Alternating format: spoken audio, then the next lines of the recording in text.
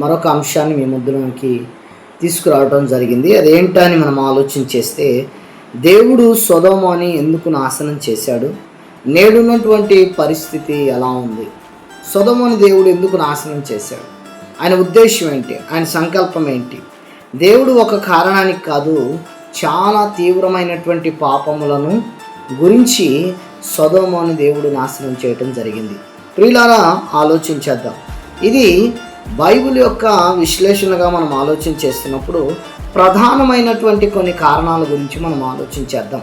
ఎందుకంటే నేడున్నటువంటి పరిస్థితి ఏంటనే సంగతి మనకు అర్థం కావాలి.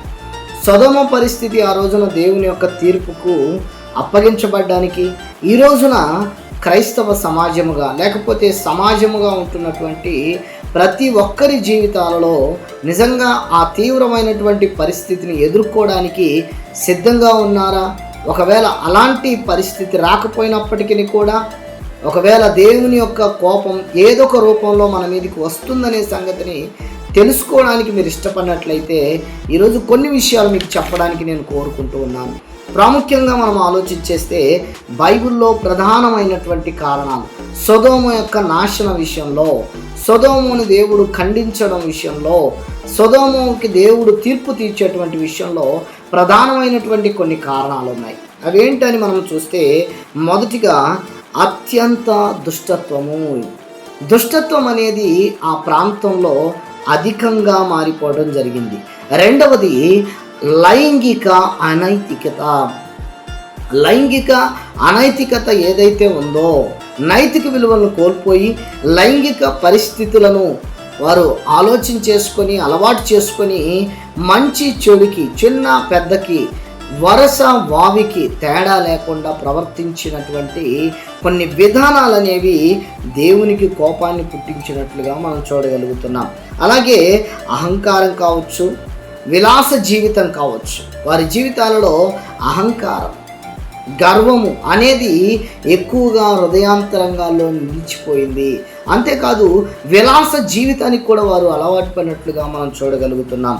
అంతేకాదు పేదలను, బలహీనులను పట్టించుకోకపోవడం. ఈ క్రమంలో వారి దుష్ట స్వభావం ద్వారా పేదలైనటువంటి వారిని కావచ్చు, బలహీనుడైనటువంటి వారిని కావచ్చు, ఏమాత్రం కూడా పట్టించుకోకుండా జీవితాన్ని కొనసాగించారండి. ఇవన్నీ కూడా వారి జీవితంలో ఉన్నటువంటి ప్రతి ఒక్క పాపానికి సూచనగా ఉన్నాయి. ఇంకా మనం ఆలోచన చేయగలిగితే వారిలో ఉన్నది హింస, రెండవది అన్యాయం అనేది ఎక్కువగా ఏలుబడి చేస్తూ ఉంది.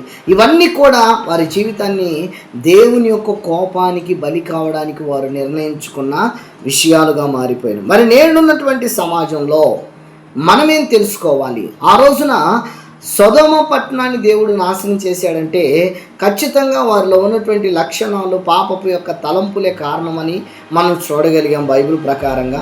ఈ రోజున నేడున్నటువంటి సమాజంలో ఒకవేళ మన పరిస్థితి కూడా అలాగే ఉందా? మనం జీవిస్తున్నటువంటి విధానాలు కూడా ఆ విధంగానే ఉన్నాయా? ఒకసారి ఆలోచన చేస్తే నేడున్నటువంటి పరిస్థితుల్లో దేవుని విలువలను నిర్లక్ష్యం చేసినటువంటి ప్రజలు ఉన్నారు. ఈరోజు కూడా ఉంటున్నారంటే దేవుని యొక్క విలువలను, ఆయన నైతిక విలువలను వాడుకోకుండా, సరిగ్గా వాటిని వినియోగించుకోకుండా ఆ విలువలను దుర్వినియోగం కోసం వాడుకునేటువంటి ప్రజలు ఈ రోజున లేకపోలేదు. అంతేకాకుండా పాపాన్ని, స్వార్థాన్ని, అహంకారాన్ని, అనేకమైనటువంటి చెడు దుష్ట సంబంధమైన ఆలోచనలు నింపుకొని బ్రతుకుతున్న వారు చాలామంది కనిపిస్తూ ఉన్నారు. కనుక ఈ రోజున నీ జీవితంలో కూడా, ఈ రోజు నువ్వు ఆలోచిస్తున్న ఆలోచనలో కూడా ఒకవేళ అలాంటి పరిస్థితులను వెళుతూ ఉన్నట్లయితే, అలాంటి స్థితి నీకు అడ్డముగా తగులుతూ ఉన్నట్లయితే ఒకసారి ఆలోచన చేసుకో. నీ బ్రతుకులో ఒక చక్కని నిర్ణయాన్ని తీసుకో. సొదొమ పట్టణాన్ని నాశనం చేసినటువంటి దేవునికి మనం ఒక లెక్క కాదు ప్రియులారా. కాబట్టి ఈ సంగతిని మనం ఆలోచన చేసుకుని మరణించకముందే, మరణం అనేది మనం సమీపించకముందే ప్రభువుని గుర్తెరిగేటువంటి బిడ్డలుగా మనం ఉండాలన్నదే దేవుని యొక్క